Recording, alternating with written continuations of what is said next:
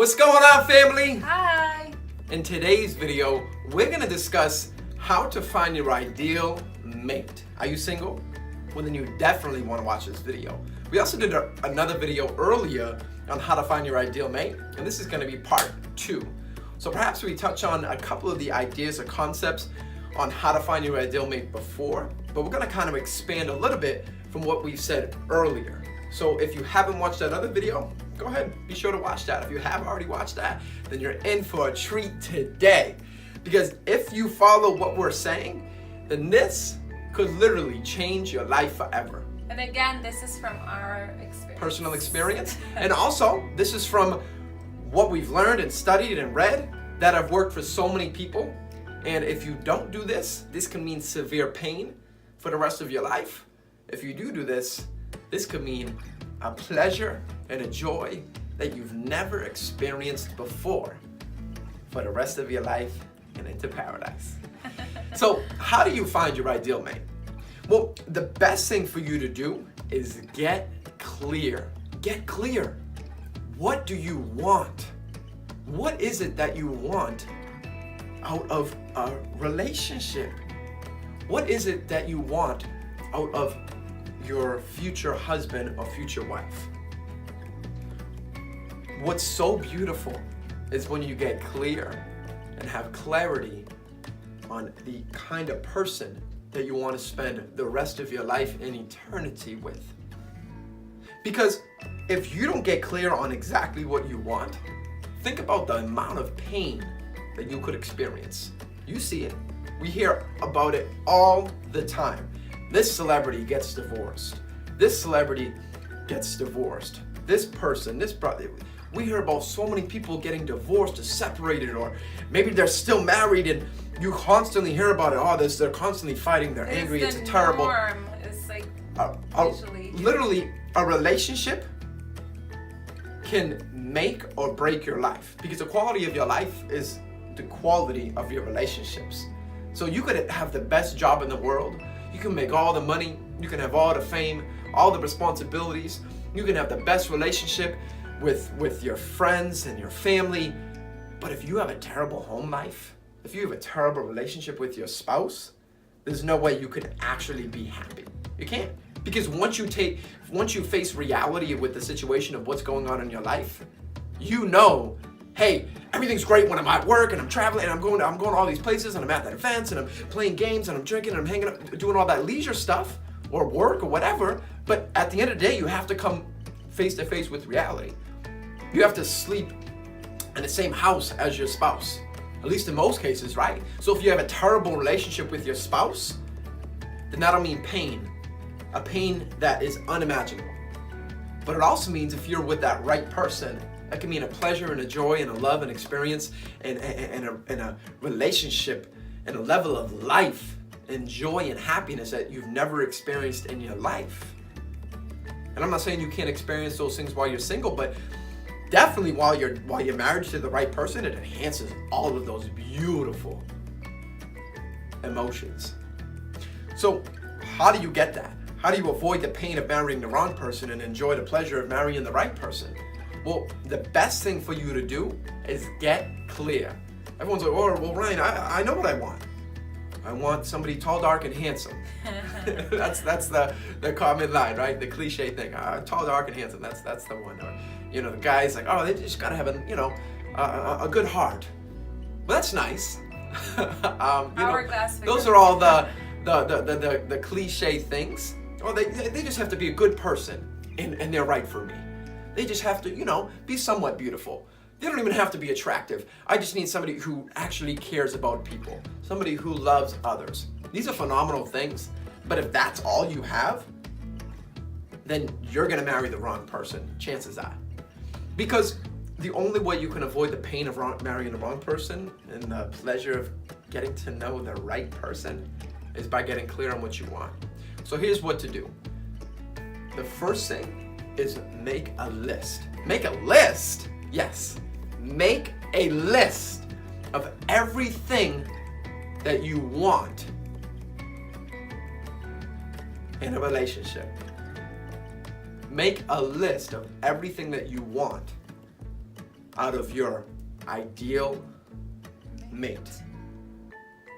So you might have a list of 5 things, 10 things, 20 things. And you can list as many things as you'd like, but you also have to get clear on what you don't want. Right. In a mate, in an ideal mate. Right. And you have to understand what is a must versus a should. So for you, it might be they must be good with children. They must want children. They must know how to take care of, family. They must love Jehovah. They must love Jehovah more than I do. They must care about others. They must be a servant. Be sweet. And everyone's going to have a different list. Some people might have less, some people might have more. But you want to have a list of shoulds and musts. So those are some examples of musts. They must, be silly. They must be playful. They must be joyful. They must be happy. They must know how to find the good in everything. They must be optimistic. They must be somebody who shows respect, right? So these are some musts. And by getting clear on the must, no matter what, I will not waver. So these are the 5 things that they have to have. And don't have a huge list of musts. Out of your 20 things, 30 things, or whatever, even if you just have 10 total things, you only want a small list of musts. But figure out what is most important. Find the 5 most important things that they must have. They must do this, they must have this, qualities, attributes, things, the way they interact with others, 5 musts, right? And then you have 5 shoulds. So they should take care of their body. And again, these are things different for everybody. For some people, they should take care of their body. They should care about their health. They should, have a good job. They should have a car. So these are, good shoulds, but the difference between a should and a must is, okay, well, I said I wanted them to have a car, but they don't. So because it's not a must, I'm still going to pursue them. I'm still going to date them. It doesn't so mean have a lot of shoulds. Right, so you can have a huge list of shoulds, and you want to have a bunch of shoulds. You can have 10 shoulds and 5 musts. 15 shoulds and 5 musts. But it's important for you to have a long list of exactly what you want. The musts and the shoulds. So the importance is getting clear on that first. And on the other half is everything that you don't want.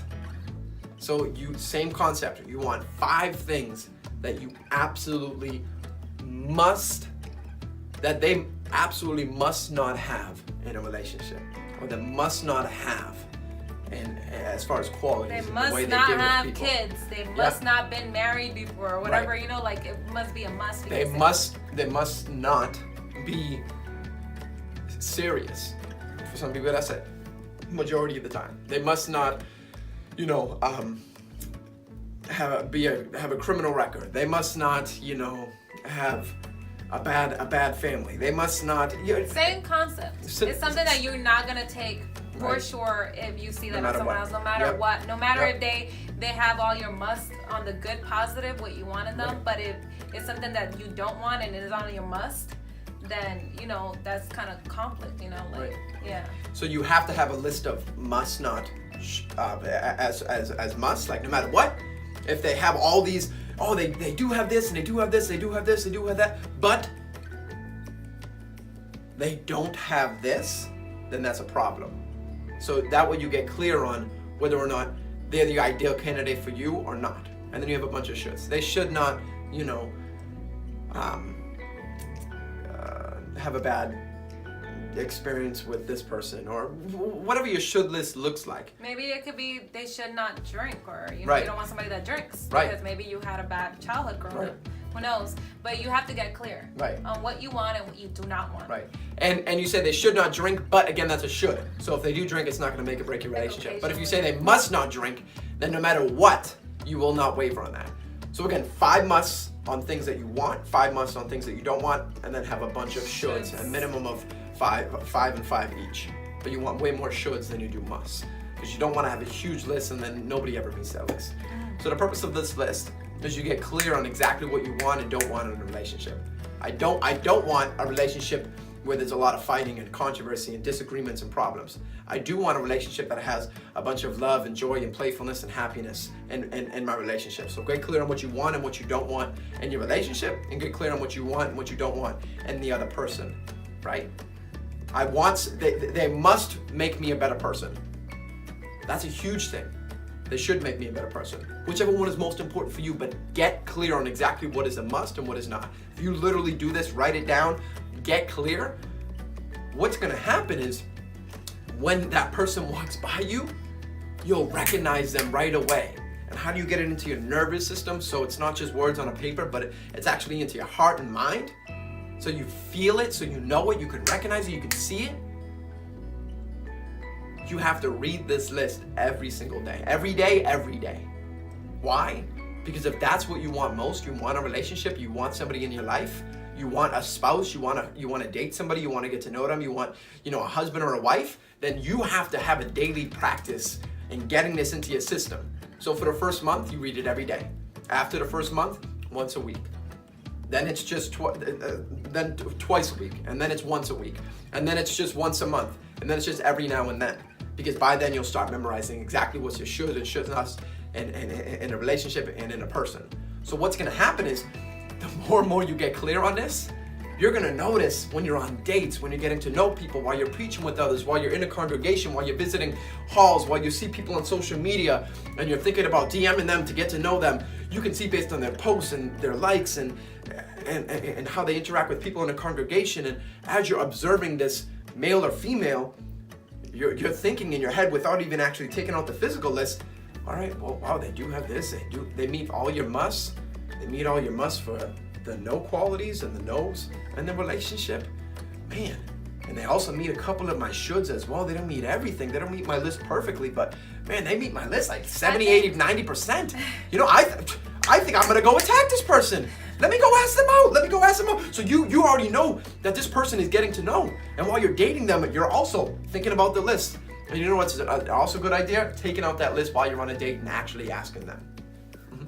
No, I just think it's funny because I said this example on the live the other day. But I'm gonna change it a little bit. I don't want to compare anyone to a car, but it's like when you have a picture of a car that you really like. Oh my gosh, this Corvette or whatever it is, and you study that car. It's you know red. Everything about that car, the color, how fast it goes from 0 to 100, whatever it is, the rims, the horsepower, whatever. You know everything about that car because that's the car you want. Right. And then you go out there and you see it and you know everything about that car. I'm not trying to compare anyone to a car, but it's the same thing. It's in your nervous system. It's like that's what you want. That's what you always wanted. Like you know exactly everything about that car because you see that car every day and you study it and you like look at it and you know everything about that car. It's like my baby. There it is, So it's the same way with that list. Like you keep reading it, you tell it to yourself till you know it. You know what you want, and when you see it, there's no change in your mind. Like you know who that person is. Right. So I just wanted to compare it. No, 100%. And I don't want to compare anyone to a car, but I just think that's the perfect example. It's the reticular activating system. It's something in our brain. Once we see something, hear about it, know something, and it's something is important to us, our brain will start recognizing it because your brain, it tells you what's important and what's not. So if your brain, if you said everything is important, then your brain would constantly be searching and you would be so overwhelmed and stressed that you wouldn't be able to function because your brain would constantly be saying this is important. So your brain filters through on what's important. Every stage of your life, you have different things that are important. So your brain knows. That's the way God created us. Our brain knows. So in your brain, as you're reading this, you're gonna see, what you're doing is you're telling your brain what to look for. You're telling your brain what to recognize. You're telling your brain what's important. So as you read this list, it's gonna recognize it and notice it right away. And it's just crazy because sometimes you might be around that special someone all your life. Maybe you go to the same convention with them and you never really noticed it because you never really knew what you really wanted. Never got clear. Wrote it down on that list and your brain's gonna look for that person. You're like, wow, like she's the one, he's the one. And then you get to find out that, I've been here all my life. You just never could be in your knew. own congregation. Yeah, so it's just awesome. The list does work, and it's the same concept as I told you, the car, and you know that person because you told your brain, and that's what you know. That's what to look for. Yeah, so it's just amazing. Because there's two things: is your conscious mind and your subconscious mind. So while you're awake, and while you're focusing on something, that's your conscious mind. So you're consciously focusing and searching and looking. But what you want to do by reading this list every day, it gets into your subconscious mind. So while you're not even thinking about it, your brain's like, hey dummy, what are you doing? There's that person, they meet everything on your list. Wake up, go talk to them, go get to know them. So then you do. Otherwise, they'll pass you by. So you want to get this into your nervous system, into your subconscious mind, so you're not even thinking about it. Your brain knows, you go for it, and then you meet the person that you're going to spend the rest of your life with, and that is your ideal candidate forever. So hopefully, friends, you guys got a lot of value on this. We thank you so much for taking the time to watch it. Be sure to subscribe and share. And of course, like this video if you enjoyed it. And comment below. Are you committed to making a list? Right, I'm ready below. All right, family, we love you guys. Love you guys.